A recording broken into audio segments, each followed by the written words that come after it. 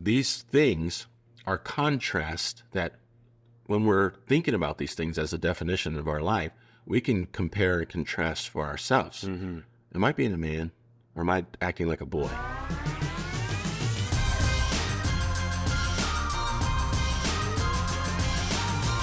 Welcome to the Pillars Podcast. I'm Harry. And I'm Carson. If you're ready to confront life's challenges and become the man you're meant to be, You found your tribe. Now let's dive in. join the conversation. Well, Carson, today we're going to talk about manhood, real manhood. And this is the thing that we find real important to talk about, what it means to be a real man, right? It's a pleasure to be here. I'm excited. Yes. When we think about being a real man, what do you think about being a real man? Have you ever had to face that conversation or face that question in your life? I think that's a question that you face every day. Not directly, but yes. Responsibility, rejecting passivity, accepting the greater reward, like we talked about, being courageous. Yes. So you remember the things we talked about Yes. what it means to be a real man. Those things have come from a book that I read even before I had children, because I was going to be a dad, and I freaked out thinking, what kind of dad am I going to be? And I knew I was having a son for my first child, and I saw this book called Raising a Modern Day Knight by Robert Lewis, and I consumed that book, and it had some great principles. I was so glad that I read that book, and the things that he talked about, first up is that in order to raise a man, you have to have a definition for what a real man is. And I read his book, and he has these definitions that are pretty outstanding. Like you just mentioned, a real man, he takes responsibility. And there are 4 of them, but 5 of them I add another one. So I'll just give you them real quickly. A real man takes responsibility. He resists passivity. He leads courageously, and he accepts the greater reward. And I add with my children, because I believe in the foundation of knowing God, is that he has a king to serve. And God is our king. And to serve him, it brings all of this into proper perspective. Right. The idea of being responsible and taking responsibility and resisting passivity, these things, they're so good to pay attention to when you contrast them against what a boy does. Right? So you think about what a boy does. When you were a young man, were you known for taking responsibility? I don't think any young man was. Yeah. Well, we grow up, and the kind of natural thing to do is be taken care of, right?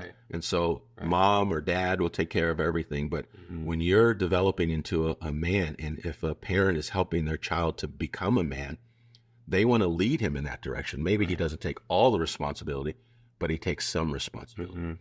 Robert Lewis's book talks about rites of passages for kids, and we started doing that. I started rites of passage with my sons at the age of 5 years old. And at 5 years old, we would really then have a ceremony in which we would highlight these characteristics of a man, this definition of a man. And we'd give them a little bead, a necklace during the ceremony. And we'd talk about these things, and I'd apply some very specific examples of how they, at their age of 5, could take responsibility, and encourage them in that way. So I would say, a real man takes responsibility, and I've been watching you take responsibility. When mommy or daddy tells you to do this, you've done this. We've seen you take and clean up your room. So we give them an idea of what responsibility would look like at the age of 5. And I also think that kind of leads for him. He was probably learning a little sense of the greater reward. Yes. That's one of the other things at the end. And I'll talk about that. Let me lead into kind of some of the other things. So he takes responsibility. And the other thing about resisting passivity, because it's so easy for him to be passive. And one of the examples that I would give him at 5, because he would watch me take out the garbage. And at 5 years old, if he saw that the garbage was filled, the tendency would just to, Dad will take care of that. Yeah.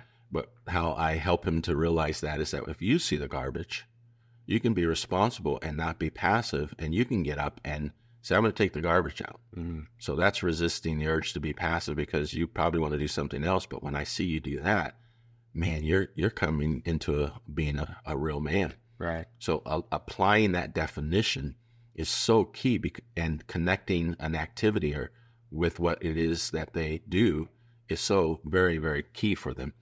And then the third thing where we talk about leading courageously. Well, he's not a professional out in the world like us. When we think about what a real man does, is he has to go and do things courageously and get out in front of kind of things that someone else is not. Because if you're a leader, you're out in front and someone's usually behind. Right. And you're the one taking the hit out in front. But what you can do when you're talking to a 5-year-old kid or a young kid, apply that to something very specific, like if he's going to tell his brother or sister, hey, we shouldn't do that because mom and dad said not to do that. Or if he's with in his kindergarten class and he sees guys doing something that shouldn't be done, he could say to them, no, I don't think we should do that. But it's going to take a lot of courage to do that. But if you do that, this will be evidence that you are becoming a real man. So I've seen them take examples of that and apply them in their life, and then they'll come back. I led with courage. And at 5 years old. Like, yeah, it's fun because you're giving them something to look forward to. Yeah. And then the other thing, like you were mentioning, that you accept a greater reward. As a boy, we want what we want now, right? You know, wait, don't get the cookies now, but wait until after dinner and then you can have some cookies. Well, who wants to wait until after dinner?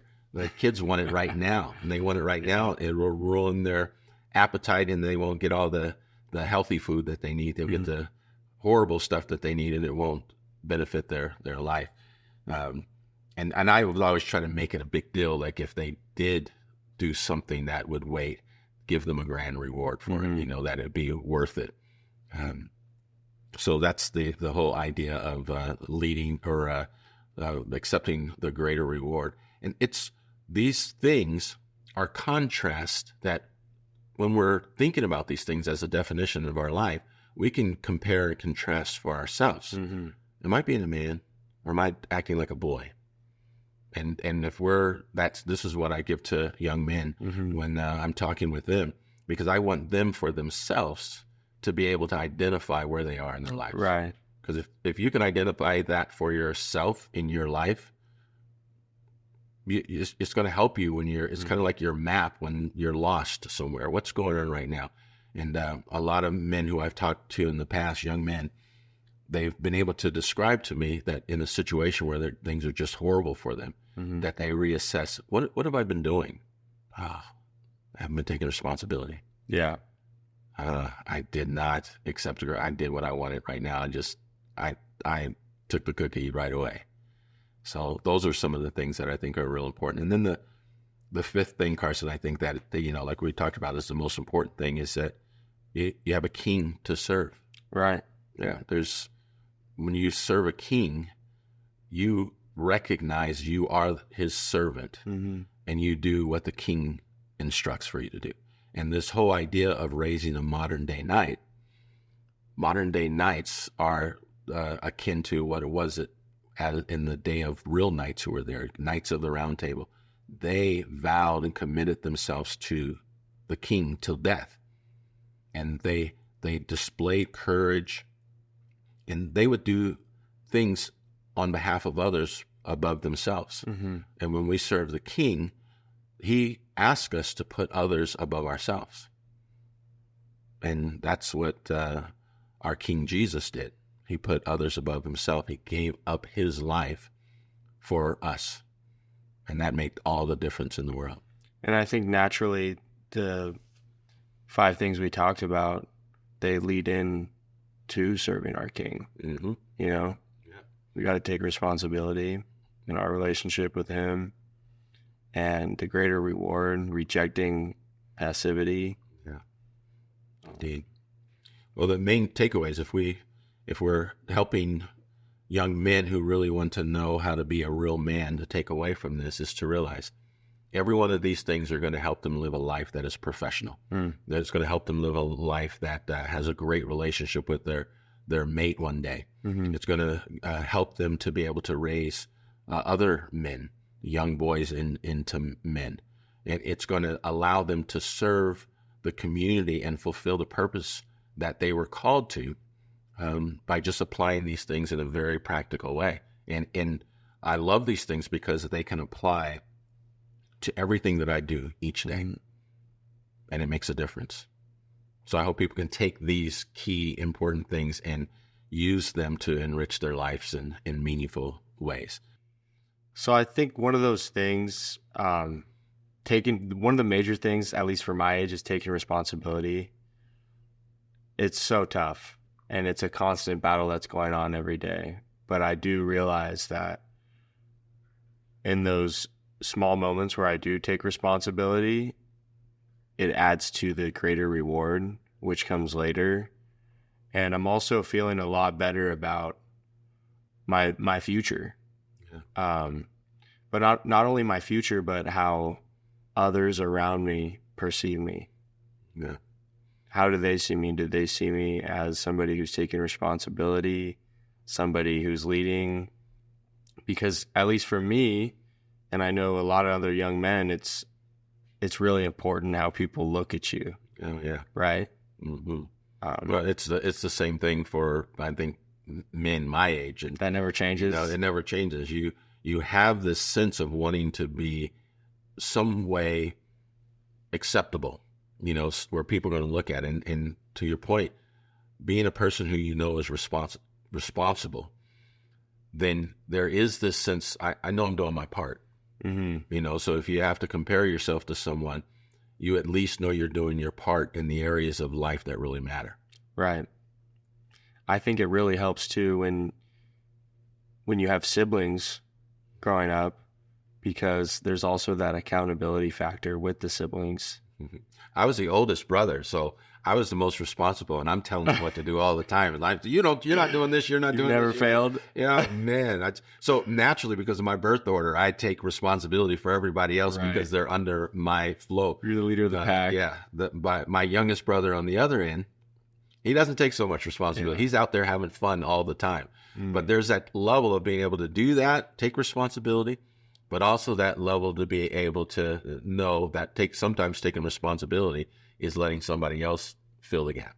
And that's not your responsibility to do everything all the time. What do you mean by that? Well, if my brothers, or mostly of my children, I guess I would say more than ever, is that there are some things that I need to let them go through. And parents tend to want to protect their kids from everything. You can't protect them from everything. Sometimes you got to let them be responsible and have the consequence. What's like a scenario or a situation where you would let your child go through that alone? When my kids turn 17 years old, I would allow them to make the decision on their curfew when they came in or when they didn't come in. And the attempt was to say, you're going to be 18 years old one time, soon in a year, and you're going to be making your own decisions. And so at 17 years old, I say, you make the decisions. And the only time I'm going to step in is when you failed and things have gotten bad.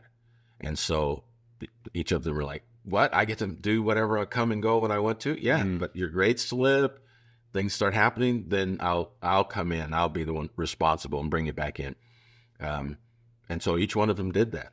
And each one of them found out that they've been out too late and their grades aren't very good. They all failed. Their grades started to dip.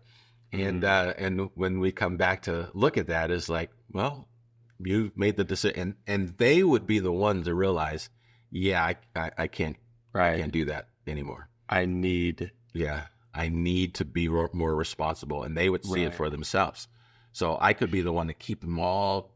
This is what you have to do, and that's so easy for me to do. But I think through the things I've learned and read, it helped me to give them the opportunity to make choices and to fail, and make them responsible on their own because of the consequences that they experience on their own.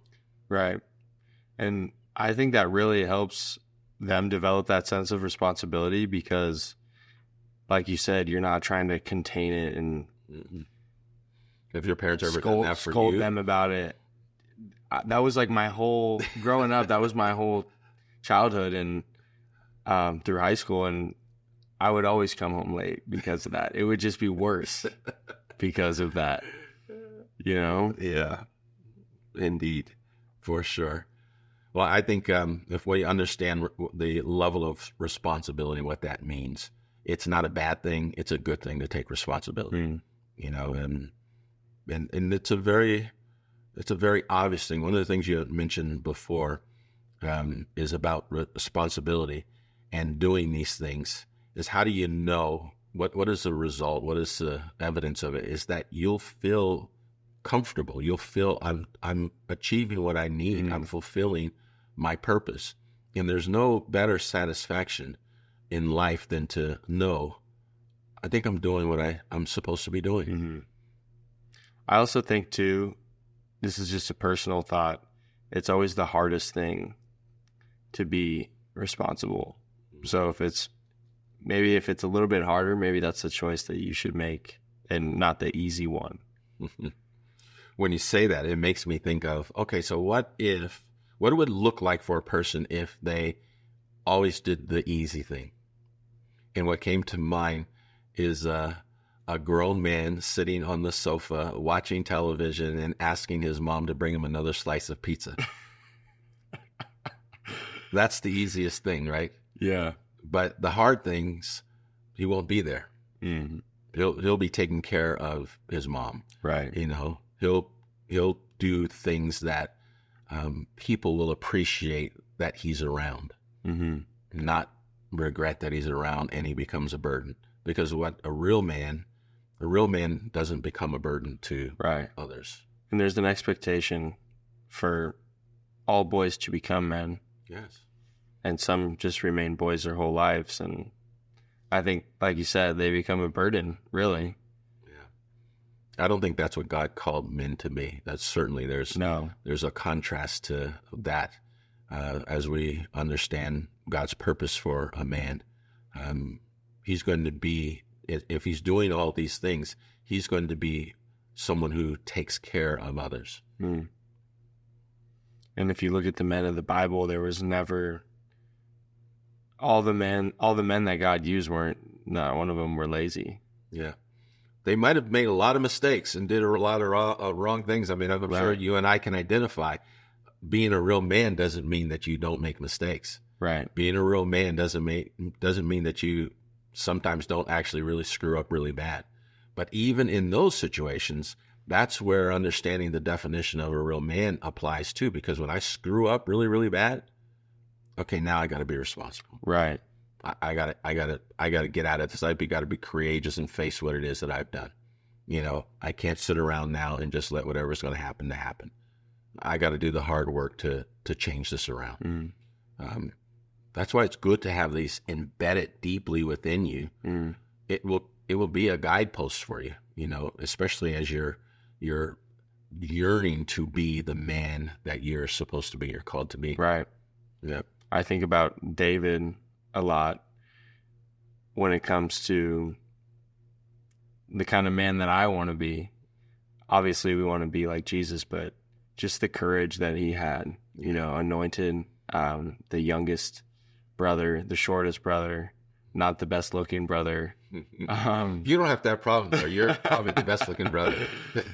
But he had to take responsibility at a very young age.